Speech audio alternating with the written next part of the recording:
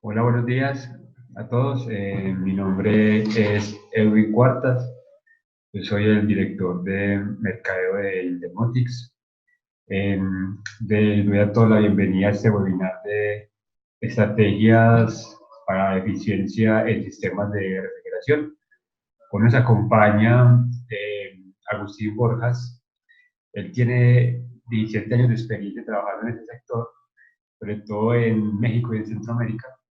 Que va a ser encargado pues como de explicarles todo lo que ha hecho pues y las estrategias que él ha tomado para ahorrar pues energéticamente en los sistemas. Lo dejo con Agustín para que se presente por favor. Listo, sí, muchas gracias, Edwin. Bueno, gracias por la invitación y es un placer compartir con ustedes lo que hemos desarrollado, más bien instalado para ahorrar energía en el tema de refrigeración en México, Centroamérica y en Sudamérica. Pues existen muchas estrategias y muchos equipos, muchos dispositivos en el mercado para la refrigeración. En esta ocasión los que vamos a compartir es para el segmento de retail. Estamos hablando de supermercados, restaurantes, algunos hoteles, centros comerciales. Entonces, como son muchas estrategias las que existen en el mercado, nos vamos a enfocar en 4 o 5 que hemos instalado, que hemos visto que con nuestros clientes generan mayor impacto. Esto es también que en lo que es en la región, aquí en Latinoamérica, son las que están más al alcance de las empresas y de las cuales reciben un poquito más de soporte. Entonces, en este lapso de media hora voy a tratar de ser muy conciso para que pues todos puedan entender un poquito a detalle en qué consisten y el impacto que tiene en la refrigeración. Entonces la dinámica es que Agustín va a dar la charla y las preguntas que tengan la dejan en el chat y antes, 5 minutos antes de acá la presentación, la respondemos todas. Entonces, por favor, Agustín, ¿Listo? a poner la pantalla completa. Listo. Perfecto. Vale, acá. Bueno, como les comentaba, hay muchas estrategias en el mercado. Básicamente, en lo que es refrigeración, en el caso de retail, se maneja mucho lo que son racks de refrigeración o unidades condensadoras. Es decir, en esta ocasión vamos a hablar de estrategias y dispositivos de ahorro en refrigeración para lo que son sistemas de refrigeración grandes o medianos, ¿cierto? No para sistemas domésticos. Sin embargo, yo espero que sea de utilidad para ustedes la plática porque vamos a conversar y a hacer énfasis mucho en los cuidados que hay que tener en los diferentes procesos que se manejan en la refrigeración. Entonces, para ello, yo sé que muchos de ustedes ya conocerán lo que es el ciclo de refrigeración, mas, sin embargo, creo importante mostrarlo y que las personas que no conozcan del ciclo se empiecen a familiarizar.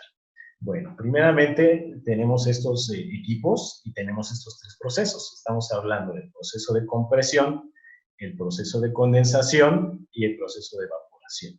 Cada uno de estos procesos dependen 100% de los equipos que estén instalados. En este caso vamos a hablar del proceso de compresión como primera instancia.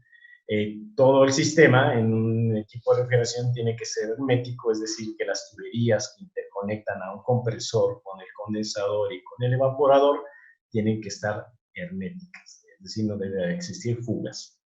Bueno, el refrigerante que se utiliza para poder realizar todos estos procesos, en la mayor parte de las instalaciones que hemos realizado ha sido de freón, el R22, R404.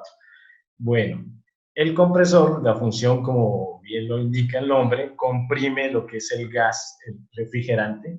Ojo, tiene que ser en estado gaseoso porque el refrigerante tiene la particularidad de cambiar de estado físico y esa es la intención en un ciclo de refrigeración. Entonces, el compresor lo primero que va a realizar es, como dice el nombre, comprimir el gas para llevarlo hacia el condensador a alta presión y alta temperatura. A lo largo del condensador, él, como bien dice el nombre, se va a condensar, o sea, el estado gaseoso del refrigerante se va a convertir en líquido al final del serpentín del condensador. De manera que cuando llegue al tanque recibidor, que se ve aquí en la parte baja de la pantalla, ya debe estar en estado líquido y a alta presión. De ahí, la tubería, si observan en la pantalla, se dirige a lo que es una válvula de expansión antes de entrar al evaporador. Esto es, la válvula de expansión, como igualmente el nombre lo dice, expande el refrigerante, convirtiéndolo, digámoslo así, espreándolo para que empiece su proceso de evaporación. ¿sí? Más tarde o más adelante vamos a explicar el funcionamiento de esta válvula de expansión, pero básicamente lo que hace es iniciar el proceso de evaporación sprayando el líquido refrigerante que viene del condensador. Bueno, desde que entra el refrigerante en estado semilíquido, digámoslo así, al evaporador, él va a ir convirtiéndose en gas gracias a la transferencia de calor que realiza con lo que tengas en ese ambiente. Es decir, el evaporador se ubica en lo que es una cava, en lo que es una nevera, ¿verdad? Entonces, todos los productos que tengas ahí van a transferir su calor al evaporador gracias en este caso que tenemos un evaporador con los ventiladores, al efecto forzado del aire. Entonces, a lo largo del serpentín, ese refrigerante se va a ir convirtiendo en estado gaseoso para retornar nuevamente al compresor y volver a realizar el ciclo de la refrigeración. Esto es de la manera muy básica el ciclo de refrigeración, sin irnos a detalles tan técnicos por el tiempo que tenemos, que es de media hora, ¿cierto? Para poder explicar pues, las estrategias que están enfocadas en la eficiencia de estos tres procesos. Bueno, en un sistema, en lo que son clientes de retail, estamos hablando de supermercados, por ejemplo, es la misma base, la diferencia es que tenemos muchos evaporadores, es decir, si ustedes observan del lado derecho hay 1, 2, 3, 4, 5, 6, 7 evaporadores, los cuales pueden ser para una cava, para una nevera, etcétera. Todos ellos comparten lo que se les llama la línea de succión hacia lo que en el ambiente de refrigeración llamamos el manifold, es decir, la tubería que está abajo de los compresores es compartida de manera que los tres compresores que están en la pantalla van a succionar de ese manifold el gas refrigerante que proviene de los evaporadores, es decir, de las cavas y las neveras de nuestra instalación. Bueno, el proceso, como hace ratito lo mencionamos, inicia así. La función de los compresores es succionar el gas refrigerante que proviene de los evaporadores para lograr una presión de succión deseada. Es decir, en un sistema rack de refrigeración tenemos un transductor de presión que va a estar indicándole al control cuándo debe prender o apagar los compresores hasta llegar al rango de presión que tenemos definido. Estos compresores, si se fijan, pueden ser de la misma capacidad o de diferente capacidad. En el ejemplo estamos manejando tres capacidades, uno de 10 caballos, uno de 15 caballos y uno de 20 caballos. Entonces, el transductor de presión le va a indicar cuál debe prender o cuáles deben de prender para lograr llegar a la presión de succión deseada. Bueno, de aquí pasamos a lo que es la descarga. Como hace rato lo comentábamos, los compresores se encargan de comprimir el gas, elevando su presión y su temperatura, ¿verdad? Entonces, todo este refrigerante circula por el tubo de descarga y sube a lo que es el condensador. El condensador usualmente se ubica en la parte exterior de la instalación. ¿Por qué? Porque el condensador lo que va a realizar es la liberación o transferir más bien el calor hacia el medio ambiente. Entonces, el condensador sí o sí tiene que estar en el exterior o bien en una área que esté ventilada suficiente como para que haya una correcta transferencia de calor y que el condensador logre su objetivo, que es convertir el gas en líquido, ¿cierto? Bueno, este líquido refrigerante llega en la mayoría de las ocasiones, prácticamente el 90% de las ocasiones, salvo racks que están diseñados sin este dispositivo, a un recibidor, es decir, a un tanque que contiene líquido. Este tanque, después de este tanque ya tenemos ya lo que son las válvulas.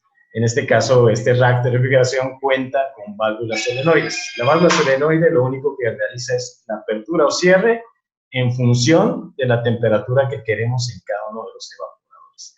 Es decir, si nosotros tenemos el primer evaporador para una cava, digamos, de congelación de helados y queremos llegar a menos 20 grados, entonces la válvula solenoide va a cerrar cuando llegue a ese rango, o bien si le estamos dando algún diferencial cuando cubra ese objetivo.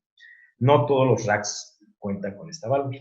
Bueno, después pasamos a lo que es las válvulas de expansión. Como mencionábamos hace un momento, la válvula de expansión comienza a expandir el refrigerante, o sea, lo que la palabra pues, que más se entiende es como sprayar el refrigerante para poder lograr el objetivo de convertirlo en gas y sobre todo de transferir el calor que traen los productos dentro de la cava o la nevera hacia el evaporador.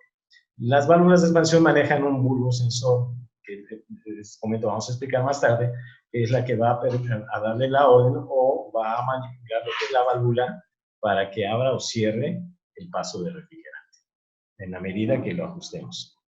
Bueno, posteriormente, algunos sistemas también cuentan con una válvula SORIT o reguladora de presión. Esta válvula de PR lo que hace es, como dice el nombre, regular la presión y ayudarle al evaporador a que llegue a la temperatura deseada, a la vez que vamos a tener presiones más constantes, presiones de succión. Bueno, de ahí, nuevamente, todo el gas, todas las tuberías retorna al manifold de succión para nuevamente ser comprimido por los compresores. Bueno, en todo este proceso hay temas importantes a considerar.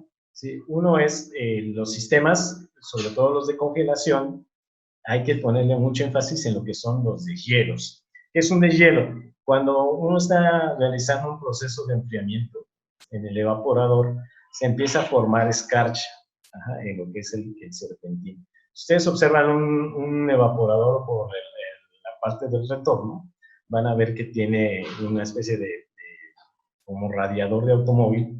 Entonces, las aletillas que están pegadas al serpentín son el espacio que hay entre ellas a veces es muy pequeño, la mayoría de las partes es muy pequeña, y entonces se empieza a llenar de hielo, sobre todo les digo en congelación. Eso impide que haya una transferencia de calor, porque recordemos que por dentro de esas tuberías viene el refrigerante y lo que queremos es que haga el choque térmico con el calor que hay en los productos o en el medio ambiente. Bueno, el deshielo se tiene que realizar 2, 3 o 4 veces al día para que este evaporador se limpie y entonces sea suficientemente eficiente para que haya un flujo de aire y logremos el objetivo.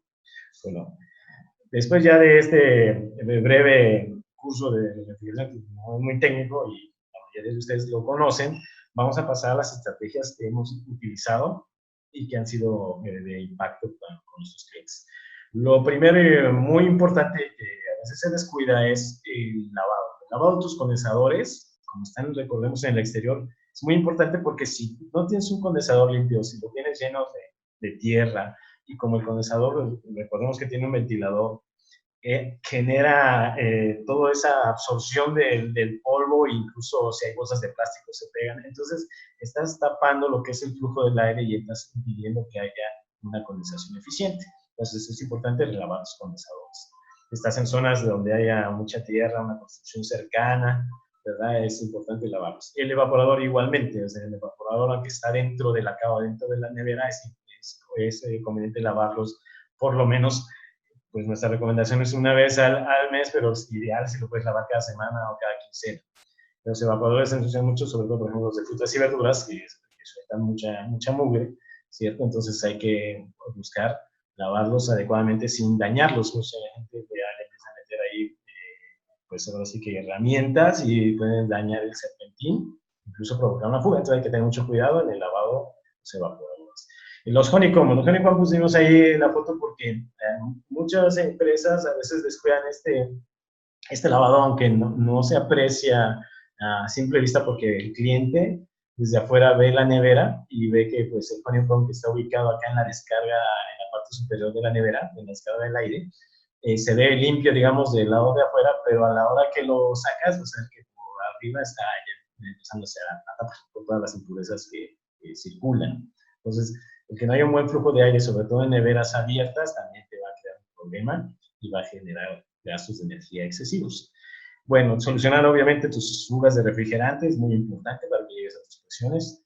Reparar tus motores de evaporador y condensador también es muy importante. Los sistemas se diseñan para que tengas todos esos motores al 100%. Si tu motor de evaporador está trabajando a media capacidad o tienes dos motores y uno sí funciona y el otro no, entonces obviamente no vas a tener una buena evaporación, lo mismo el condensador. Bueno, en el caso del condensador, pues obviamente el proceso de condensación se va a ver deficiente, ¿cierto? Bueno, aislar las tuberías también es muy importante. Las tuberías de refrigeración deben tener un aislamiento térmico para que el calor que está por donde corre la tubería no afecte al refrigerante y por ende las presiones. Cambiar el aceite periódicamente en los compresores, muy importante también, que no hay sobrecalentamientos.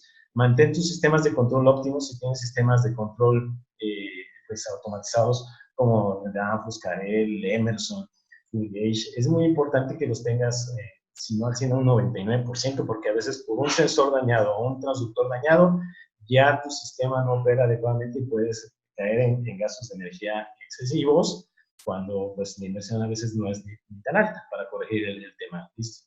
No saturar la mercancía en tus cavas y neveras. A veces pues, sí hay muy buena venta y tienes que meter bastante mercancía en la cava, pero debe haber un proceso operativo que te permita al menos no tapar el evaporador y con ello el flujo del aire. Las neveras también, las neveras no las satures ni tapes lo que es las descargas de aire, porque vas a impedir el flujo y vas a impedir la transferencia de calor. Procurar que los condensadores tengan buen flujo de aire, igual. O sea, si tienes un condensador donde está en una zona que tengas paredes a los lados, o el condensador esté en una zona, digamos, con un techo muy bajito, entonces no vas a dejar que los ventiladores, con el efecto que hacen de descarga del aire y con ello toda la carga térmica que absorbieron de la tubería, logren su proceso de condensación. Y también algo muy importante, que revisen la capacidad de compresión y condensación versus la capacidad que tienes en neveras y cavas. ¿Qué es esto? En breve dato es, si tú tienes muchos evaporadores y la suma de tus BTUs, o sea, de tu carga térmica, supera lo que es la capacidad en tus compresores, entonces obviamente vas a tener una deficiencia. Entonces, eso a veces es muy rápido de revisar, solamente considerando o haciendo un análisis de todos los BTUs que tienes que manejar en tus cavas y neveras versus el dato de la placa que te marca el compresor, esto si pues, está en óptimas condiciones, para que también diga, bueno, si tengo opción de generar un ahorro importante de energía. Bueno, vamos a pasar a las estrategias, dentro del tiempo que nos alcance a dar. Estas son lo que son los dispositivos que hemos instalado, básicamente, les repito, aquí en la región, en México, Centroamérica y Sudamérica. Son equipos que ya son muy comunes en el mercado, o sea, hay muchos fabricantes que te los pueden vender. Hay muchas empresas de mantenimiento que te los pueden programar, que le pueden dar un buen mantenimiento, entonces, y generan buen impacto, ¿cierto? Entonces, empecemos con el tema de lo que son las puertas. Las puertas en las neveras, obviamente, como todo el mundo sabe, cuando tienes una puerta cerrada, pues vas a lograr una temperatura adecuada o vas a tener más posibilidades de tener una temperatura adecuada para tus productos. Igualmente, en el caso de las neveras, logras un impacto de ahorro importante porque la nevera abierta está sujeta, además de transferir el calor de los productos, a la temperatura ambiente. Entonces, si tú tienes un supermercado, que es el caso de las fotografías que estamos desplegando, y el calor que está dentro de ese supermercado es alto, va a afectar directamente la nevera, incluso la humedad que esté en el medio ambiente va a afectar la nevera, porque todo eso va directo hacia el evaporador. El calor siempre se va a transferir de más a menos, ¿sí? Es como cuando tienes una cerveza fría y la tienes al medio ambiente, se te va a calentar poco a poco porque está transfiriendo el medio ambiente el calor hacia la cerveza. Viceversa, una taza de café caliente se te va a enfriar porque estás transfiriendo el calor del café al medio ambiente. Entonces, aquí, hablando nuevamente de la nevera, pues estás propiciando en una nevera abierta la transferencia de calor del medio ambiente hacia tu equipo.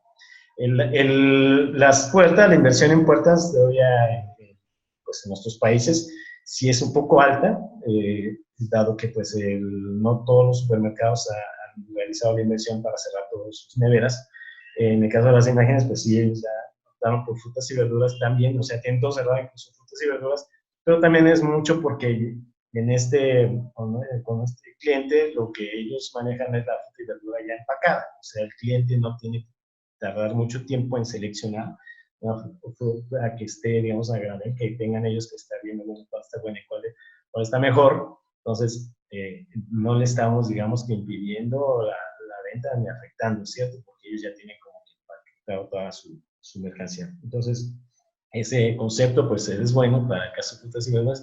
Para el caso de lo demás, carnes, quesos, lácteos, nosotros sugerimos que se pongan las cosas lo antes posible para que puedan lograr un impacto de ahorro. El impacto de ahorro, ¿por qué es tan extenso entre un 15 y 30, 40, 5% es porque depende mucho de la capacidad que tengas, o sea, la cantidad de neveras que tengas instalado en tu supermercado, ¿verdad? Si tienes muchas, obviamente las cierras, y toda la capacidad que vas a tener, que le estás ayudando pues al sistema, va a ser importante. Todos los compresores que van a trabajar en el núcleo. Listo. Pasamos, este es un sensor que se llama EndoCube. EndoCube tiene esta patente y hay otros sensores en el mercado. Muchos le llaman el sensor de simulación de producto. ¿Qué efecto tiene este sensor? Bueno, acá en la imagen vemos una cava, una cámara de refrigeración, un cuarto frío. Entonces, usualmente un sensor que opera, en este caso, en el ejemplo de una unidad condensador, trabaja por temperatura de aire. Entonces, ¿qué pasa cuando abres la cava? Entra la carga térmica, pues el calor, el sensor de temperatura de aire lo detecta y entonces sube la temperatura, y si llega al rango que tiene que prender el compresor o abrir la válvula, en el caso de un tanque de refrigeración, entonces lo va a hacer.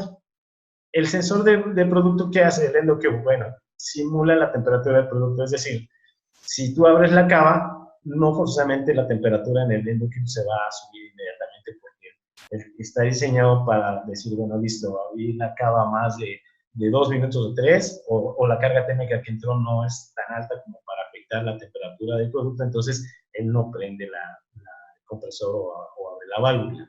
Entonces, en la gráfica que aparecen ahí son históricos de un sistema de control que te dice, bueno, cómo estuvo abriendo y cerrando el compresor, o más bien prendiendo y apagando el compresor, versus lo que es ya con el sensor EndoCube. Entonces, si se fijan, es más frecuente el encendido apagado sin el sensor EndoCube, es decir, con un sensor de temperatura de aire, que con el EndoCube. A grandes rasgos lo que hace el sensor. El ahorro también depende mucho, pues como les decía hace un rato, de la cantidad de producto que tengas dentro de la cava. Depende mucho de dónde tengas tu cava. Por ejemplo, en los restaurantes, por el espacio que hay, la cava la tienes muy cerca de los hornos, la tienes muy cerca de elementos que generan calor. Entonces, ahí es donde vas a tener mejor impacto, porque ese calor, les repito, con un sensor de temperatura de aire lo va a detectar inmediatamente y te va a estar prendido y apague el compresor o la válvula. Bueno, pasamos al siguiente. Válvulas descargadoras para compresores. No todos los compresores pueden utilizar esta válvula descargadora. ¿Qué hace esta válvula? Lo que hace es convertir el compresor o manejar el compresor a diferente capacidad dependiendo del diseño del compresor. Es decir, compresores como los que aparecen en la pantalla, el del lado izquierdo tú lo puedes operar, si tuviera la opción para instalar la válvula descargadora, al 50% de su capacidad o al 100%. ¿Por qué? Porque la válvula inhibe lo que es la mitad de la estructura del compresor, de manera que nada más vas a tener, digamos, en un compresor de 20 caballos, vas a tener 10 caballos. ¿Por qué ayuda esto? Porque a veces cuando tú tienes en un radio que son varios compresores y requiere el sistema bajar, digamos que 2 libras de presión, no sé, medio bar de presión, entonces para no arrancar todo el compresor completo, entonces activa la válvula descargadora y entonces tienes la mitad del compresor. Igual lo puedes hacer en compresores como el de en medio, que lo vas a manejar en 30, 60% de capacidad o 100% de su capacidad. El ejemplo de la pantalla es un equipo Bitzer. Ya ellos tienen incluso en el mercado lo que es el IQ, que es un dispositivo que te opera esta válvula y que además de la válvula va a tener otras opciones como para que tú puedas ver desde el sistema de control toda la información. Bueno, ya se me está yendo el tiempo, ahora vamos a avanzar. Variadores de frecuencia. Bueno, los variadores de frecuencia lo que hacen es, aquí en el ejemplo tenemos 3 compresores, uno de 20 caballos, uno de 30 y uno de 20. ¿Qué pasa cuando tú requieres pues que la capacidad sea la mínima? Obviamente va a prender el compresor de 20 caballos. Que necesitas más capacidad, entonces el sistema va a apagar el de 20, va a prender el de 30. Necesitas más, entonces apaga el de 30 y mete los dos de 20. Y la siguiente etapa, pues, digamos, son los 2 primeros, que son 50 caballos, y ya si necesitas toda la capacidad, pues entran los 70 caballos de fuerza, ¿cierto? HP es fuerza, porque aquí en Colombia HP es otra cosa. HP es horsepower, ¿listo? Bueno, entonces, la potencia, digámoslo así, estamos manejando, digo, las etapas son 5 etapas, de manera que con un variador, si tú lo montas, usualmente es en el primer compresor, aquí empieza en el número 4 porque es el manifold de media, si lo pones en el primer compresor, él va a empezar a hacer lo que es la variación de velocidad del compresor, es decir, manipula la frecuencia a bien de que el compresor trabaje a menor capacidad.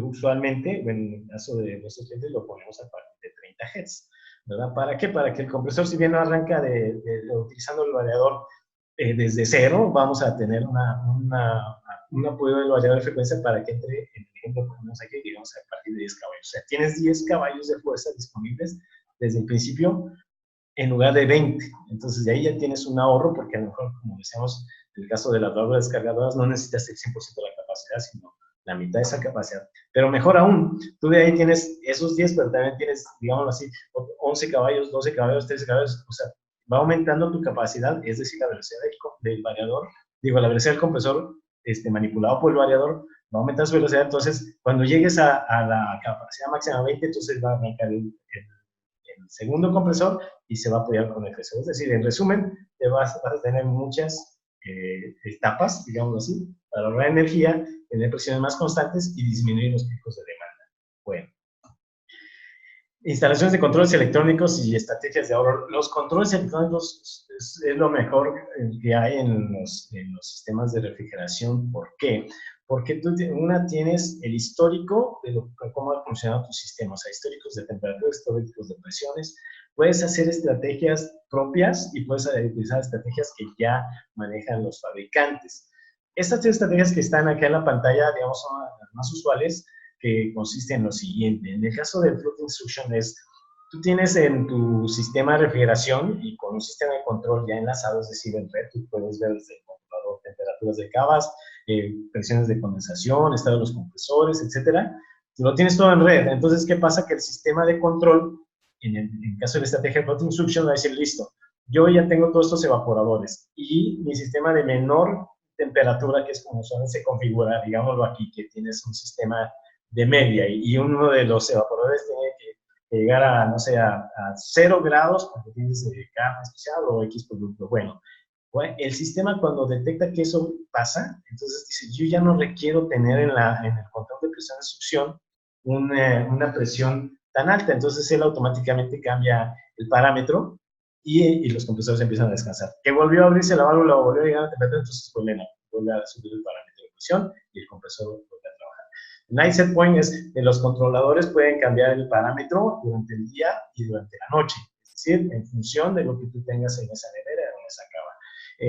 La última estrategia, porque se está como que acabando el tiempo, es eliminación de deshielos, es decir, tú puedes tener y configurar en el controlador en qué momentos hacer o no deshielos, pero más o menos puedes empezar a eliminarlos si tienes, por ejemplo, puertas que cierren esas neveras o cortinas, o por ejemplo en los búnkeres de congelación. Tú puedes decir, bueno, elimino algunos, pero ¿por qué? Porque lo voy a apagar el sistema a X tiempo en lugar de hacer un deshielo eléctrico o de gas caliente.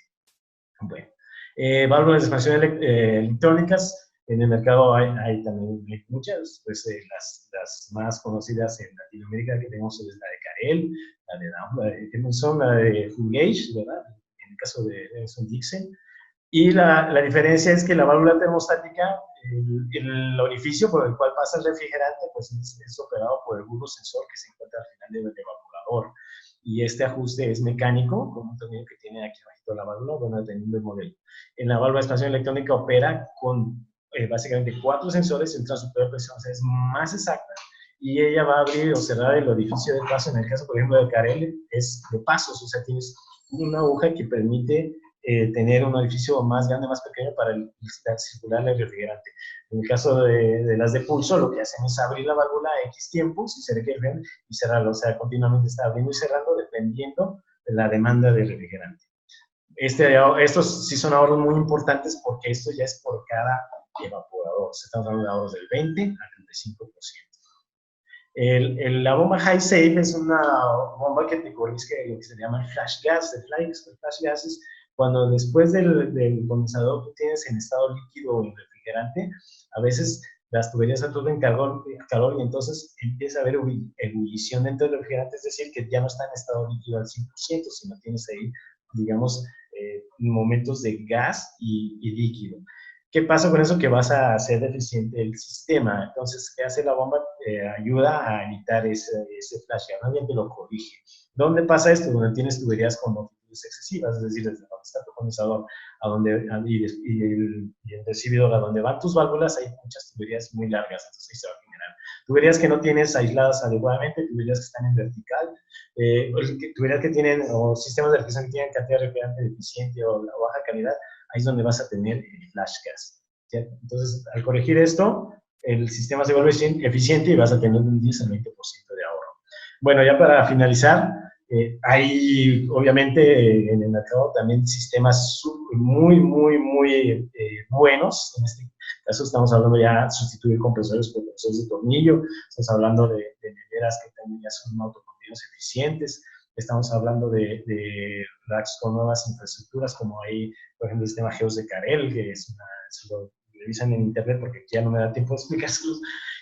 Van a ver que es un sistema muy bueno para supermercados, al igual que convertir tus racks o adquirir racks ya con el refrigerante alternativo CO2 y así, incluso para lo que es el doméstico ya hay sistemas de refrigeración que te cubren con el mismo panel solar. Entonces, pues hoy en día ya hay nuevas tecnologías que te generan ahorros grandísimos, del 40-60%. Obviamente la inflación es un poquito mayor, ¿cierto?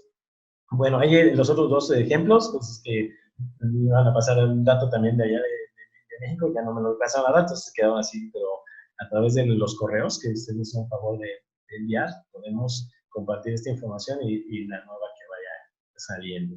Pues básicamente, Erwin, ya estaba aquí, me aparece un poquito y como que ya se va a cerrar la aplicación. No sé si nos vamos a preguntas. Bueno, si alguno tiene una pregunta sobre todo lo que explicó Agustín, pues la pueden hacer y la vamos a responder en este momento. Tenemos 5 minutos para eso.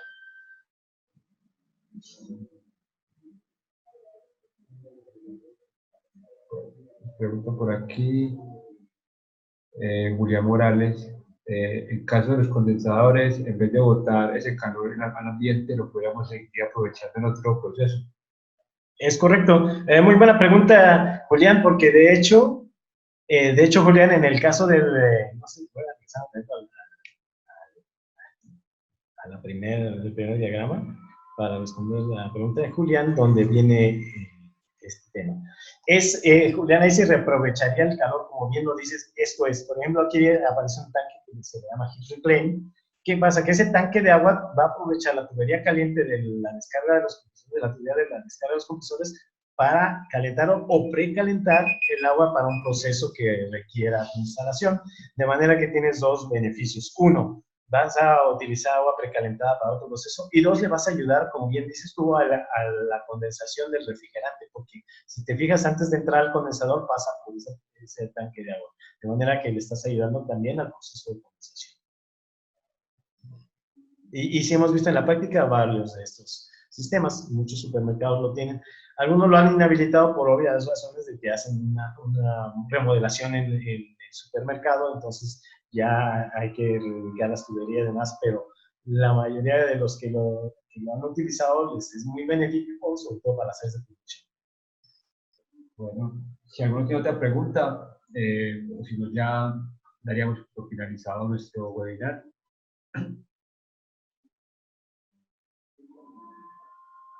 Muchas gracias. Perfecto. Bueno, señores, ha sido un placer. Espero haya sido de utilidad esta información que les compartimos hoy. A los correos que nos compartieron pues, para la selección del webinar, le vamos a estar mandando esa presentación y le vamos a mandar también el video grabado de este webinar para que lo consulten, pues también quedará en nuestra página web y también va a quedar en nuestras redes sociales para que usted consulte. Espero que haya unas preguntas, pero un momento.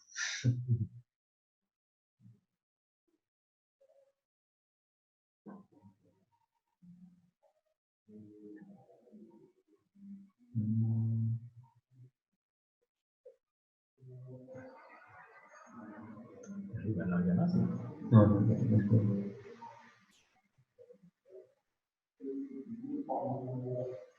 La pregunta es, ¿todos esos factores me ayudan con la eficiencia energética? Así es, Kilby Sánchez, ¿cierto? ¿Se refiere a todos los factores que mencionamos o a cuáles factores, Kilby?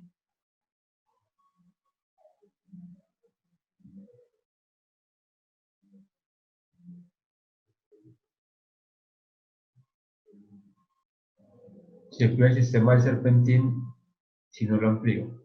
Pues sí, el serpentín en el caso del evaporador, el tener el condensador debe que se puede ampliar y sí te va a ayudar siempre y cuando revises la carga térmica que quieres abatir.